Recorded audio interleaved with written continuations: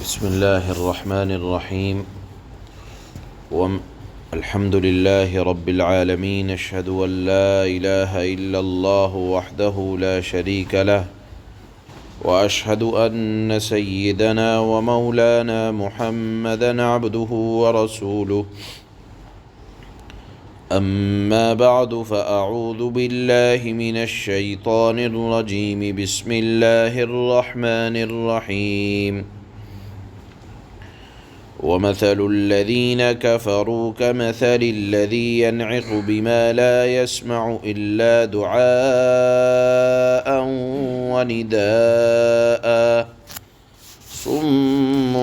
بكم عمي فهم لا يعقلون يا أيها الذين آمنوا كلوا من طيبات ما رزقناكم واشكروا لله إن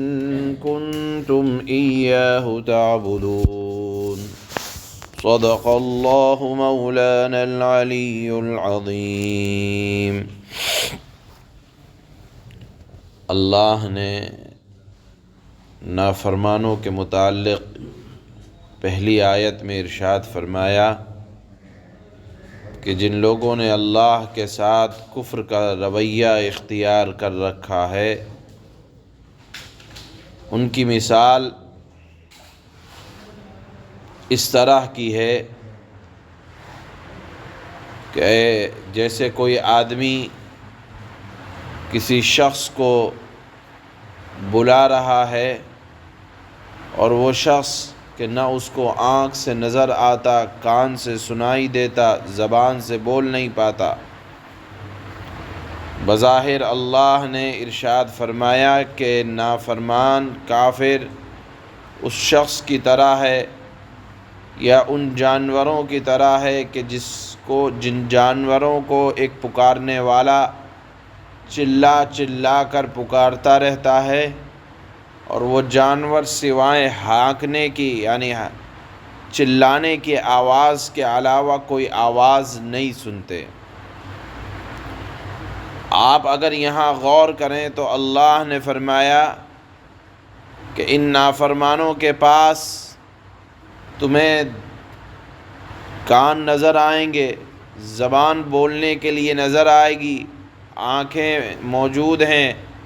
مگر جو کان حق بات کو سن نہ سکے، جو زبان حق بات بول نہ سکے، جو کان حق بات سن نہ سکے، زبان حق بات بول نہ سکے، آنکھ حق بات دیکھ نہ سکے، تو وہ بظاہر کان، آنکھ اور زبان تو ہیں، لیکن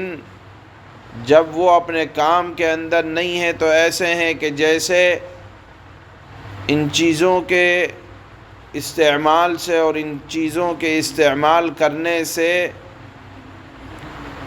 اپنے آپ کو انہوں نے مجبور بنا رکھا ہے۔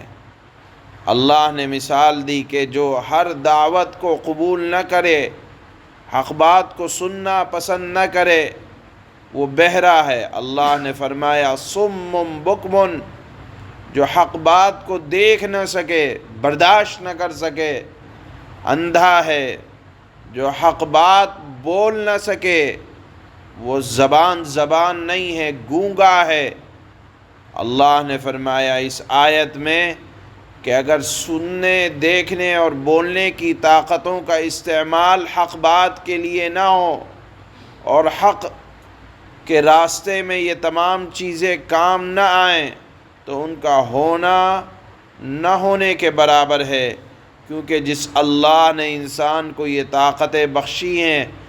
اگر یہ طاقتیں اس کے احکام کے مطابق کام نہ کریں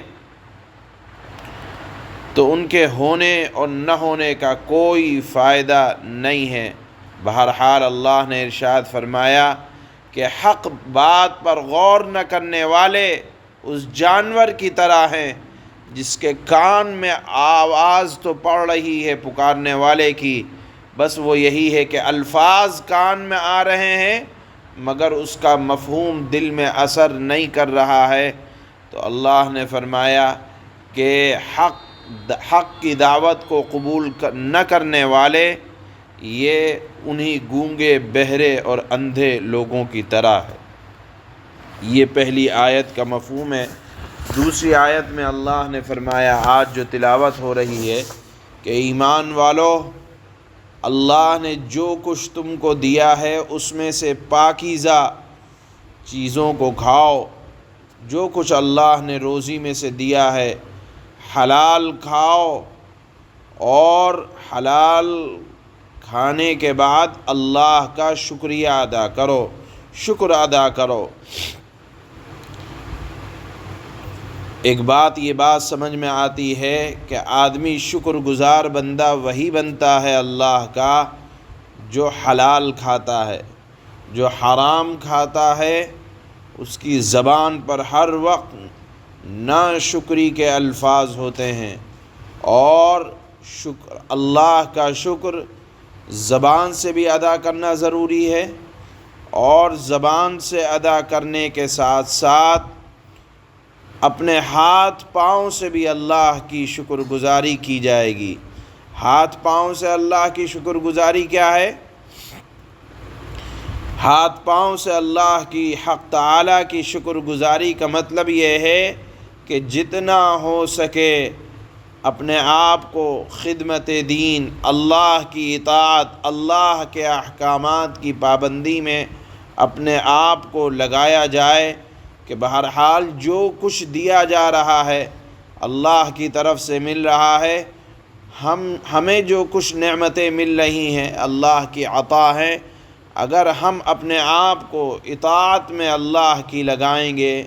تو یہ ان نعمتوں کا بھی شکر ہے اور اللہ کا بھی شکر ہے۔ اللہ نے فرمایا، ایک بات جو کھل کر سمجھ میں آتی ہے وہ یہ کہ اللہ نے اس دوسری آیت میں آج کی کھلے طور پر حرام مال سے بچنے کا حکم دیا، اور حلال کو اپنانے کا اللہ نے خاص طور پر اہل ایمان کو حکم دیا۔ ایک حدیث میں ہے، حضرت عبداللہ ابن مسعود رضی اللہ تعالی عنہ فرماتے ہیں، اللہ کے نبی نے ارشاد فرمایا، اگر کوئی بندہ حرام کماتا ہے پھر اس سے صدقہ کرتا ہے تو نہ تو اس کا صدقہ قبول ہے، اور نہ اس مال میں سے خرچ کیے ہوئے، جو مال حرام مال میں سے خرچ کیا جائے تو نہ تو اس میں برکت ہوتی ہے، اور اگر اس کو پیچھے چھوڑا جائے گا تو یہ مال اس کے لیے دوزخ میں جانے کا ذریعہ بنے گا۔ اور ایک اور حدیث میں ہم نے پڑھا، اللہ کے نبی نے فرمایا کہ جس نے 10 درہم کا کپڑا خریدا اور اس میں سے صرف 1 درہم مال حرام تھا، تو جب تک وہ کپڑا اس کے بدن پر رہے گا اللہ تعالیٰ اس کی نماز بھی قبول نہیں کرے گا۔ اس بات کو اگر آپ کو سمجھنا ہے تو یہ سمجھ لیں کہ جیسے ایک بالٹی پانی صاف ستھرا ہے اور اس میں آپ ایک قطرہ صرف پیشاب کا ڈال دیں تو ایک قطرہ پیشاب کے ڈالے جانے سے پورا بالٹی کا پانی ناپاک ہو جائے گا۔ ایک قطرہ شراب کی وجہ سے پورا بالٹی کا پانی ناپاک ہو جائے گا۔ اسی طرح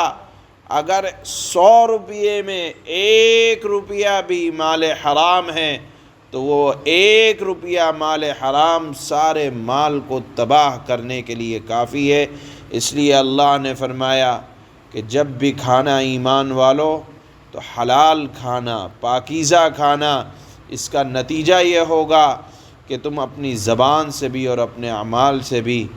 اللہ کے شکر گزار بندے بنو گے، اور جب اللہ کے شکر گزار بندے بنو گے تو اللہ اپنی نعمتوں میں کمی نہیں کرے گا، اللہ دن بدن تمہارے لیے اپنی نعمتوں کو بڑھائے گا۔ اللہ فرماتے ہیں، وَمَثَلُ الَّذِينَ كَفَرُوا كَمَثَلِ الَّذِي يَنْعِقُ بِمَا لَا يَسْمَعُ إِلَّا دُعَاءً وَنِدَاءً صُمٌّ بُكْمٌ عُمْيٌ فَهُمْ لَا يَعْقِلُونَ۔ اور جن لوگوں نے کفر کو اپنا لیا ہے، ان کو حق کی دعوت دینے کی مثال کچھ ایسی ہے جیسے کوئی شخص ان جانوروں کو زور زور سے بلائے جو ہانک پکار کے سوا کچھ نہیں سنتے۔ اللہ نے فرمایا جو حق کی دعوت کو قبول نہ کرے بہرے ہیں، گونگے ہیں، اندھے ہیں، لہذا کچھ نہیں سمجھتے۔ آپ فرمائیں گے کہ کان تو ہیں، اللہ نے ان کو بہرے کہا تو اس لیے کہا کہ جو کان حق کو قبول نہ کر سکے، جو زبان حق کو بول نہ سکے، جو آنکھ حق کو دیکھ نہ سکے، وہ ہونے کے باوجود اللہ نے ان کو گونگے، بہرے اور اندھے کہا ہے، اس لیے کہ ان کا استعمال صحیح کام کے لیے نہیں ہو رہا۔ آگے فرماتے ہیں یا ایھا الذین آمنوا کلوا من طیبات ما رزقناکم واشکروا للہ ان کنتم ایاہ تعبدون۔ اے ایمان والو، جو پاکیزہ چیزیں ہم نے تمہیں رزق کے طور پر عطا کی ہیں ان میں سے جو چاہو کھاؤ، یعنی پاکیزہ چیزیں کھاؤ، صرف اور صرف پاکیزہ چیزیں کھاؤ اور اللہ کا شکر ادا کرو اگر واقعی تم صرف اسی کی بندگی کرتے ہو۔ علماء نے لکھا ہے کہ رزق حلال کی برکت اتنی ہوتی ہے کہ آدمی اس رزق حلال کی برکت سے دیندار بن جاتا ہے، اور ایک لقمہ حرام کی نحوست ایسی ہوتی ہے کہ آدمی اچھا خاصا دیندار بے دین بن جاتا ہے۔ اس لیے اللہ نے فرمایا کہ جب بھی کھانا حلال اور پاکیزہ کھانا، اس سے تمہیں اللہ کی اطاعت پر بڑی مدد ملے گی۔ سبحان اللہ۔